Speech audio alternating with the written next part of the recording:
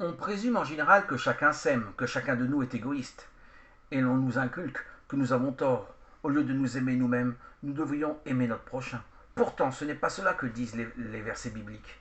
C'est mal interprété. Aime ton prochain comme toi-même que de le traduire par aime ton prochain au lieu de t'aimer toi-même. L'amour de soi est la condition préalable et aussi le critère de notre conduite à l'égard du prochain. C'est la mesure de l'amour des autres, telle que Jésus lui-même nous la donne. La Bible confirme ce que la psychologie a récemment établi. Sans amour de soi, il ne peut y avoir d'amour des autres. Et Jésus met ces deux amours au même niveau. Il les rend inséparables. Mais on peut se demander comment Jésus pouvait-il présumer que ses auditeurs possédaient tout naturellement cet amour de soi, qui selon Guido Grégaire doit être acquis. C'était peut-être en partie parce que les gens de ce temps étaient plus équilibrés, moins névrosés que l'homme moderne. Il leur était donc plus facile d'acquérir l'acceptation de soi et de s'aimer. Jésus pouvait donc supposer que ses auditeurs avaient appris à s'accepter à un degré que nos contemporains ont encore à apprendre. Ce qui était considéré comme tout naturel, alors est quelque chose qui nous est difficile d'acquérir aujourd'hui. Cette difficulté que nous avons à nous aimer nous-mêmes ne pourrait-elle être un des effets secondaires négatifs de notre prétendue civilisation? En écrivant ceci, ma pensée se tourne vers beaucoup de mes amis africains. Il semble qu'il leur soit beaucoup plus facile de s'accepter que cela ne nous est facile à nous, les Occidentaux. Je me rappelle un de mes meilleurs amis, un Africain qui était de petite taille. Une personne bien intentionnée lui conseilla un jour de porter pour paraître plus grande des souliers à talons. Il ressentit ce conseil presque comme une injure. Dieu ne l'avait-il pas fait de petite taille? Pourquoi chercherait-il à modifier ce que Dieu avait fait? Il s'était accepté comme il était. Il s'aimait avec la taille qu'il avait. Cette totale acceptation de soi est sûrement l'une des raisons de la grande amitié qui nous unit. Dans le passage de la Bible qui décrit l'amitié de David et de Jonathan, fils de Shaoul, on trouve ces mots qui nous font réfléchir. Jonathan aimait comme son âme. 1 Samuel chapitre 18 verset 1. Il n'y a là aucune critique. Il n'est pas dit que Jonathan devrait cesser d'aimer son âme à lui pour que tout son amour se porte sur David. Jonathan aimait son propre cœur. Il ne disait pas « j'ai peur de moi, je n'ai aucune valeur ». Non, Jonathan s'aimait lui-même.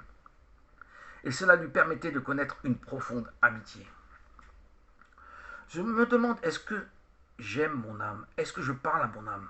Quelquefois, comme le fait David, dans le psaume 103, « Bénis le Seigneur, ô mon âme, n'oublie aucun de ses bienfaits. Ô mon âme, écoute, m'entends-tu?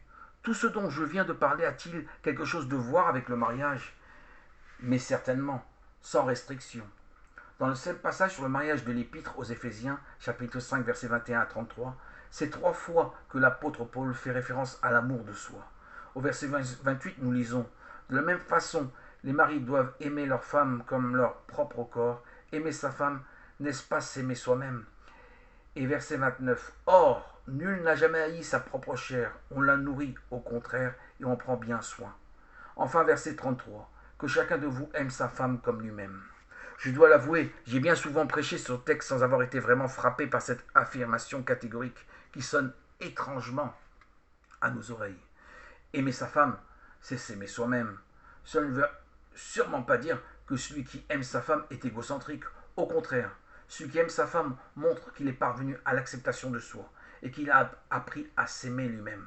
Il est intéressant de noter que Paul mentionne explicitement la dimension physique de l'acceptation de soi. De la même façon, les maris doivent aimer leur femme comme leur propre corps, car nul n'a jamais haï sa propre chair. Tout comme la profonde amitié qu'unissaient David et Jonathan m'amène à me demander, est-ce que j'aime mon âme? Je devrais me demander aussi, est-ce que j'aime mon corps? Est-ce que je m'aime véritablement corps et âme? Je m'en rends bien compte, beaucoup de ceux qui ont suivi jusqu'ici le développement de ma pensée se sentent agacés et gênés. Tout ceci n'est-il pas en contradiction avec ce que nous a enseigné à croire, à nous, bons chrétiens? N'est-il pas écrit qui aime sa vie la perd, Jean chapitre 12, verset 25? Et encore, si quelqu'un vient à moi sans haïr jusqu'à sa propre vie, il ne peut être mon disciple.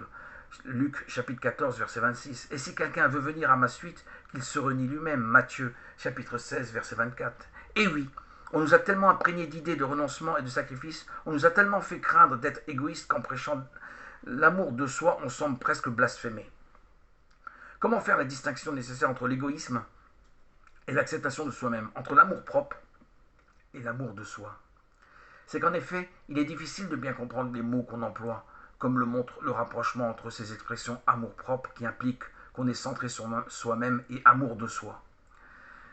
L'écrivain Joseph Pipper dit à ses propos: on peut s'aimer soi-même de deux façons opposées, sans égoïsme ou égoïstement. C'est seulement de s'aimer sans égoïsme qui est salutaire. S'aimer égoïstement, c'est se détruire. Un exemple d'amour de soi au sens négatif est donné par le mythe grec de Narcisse.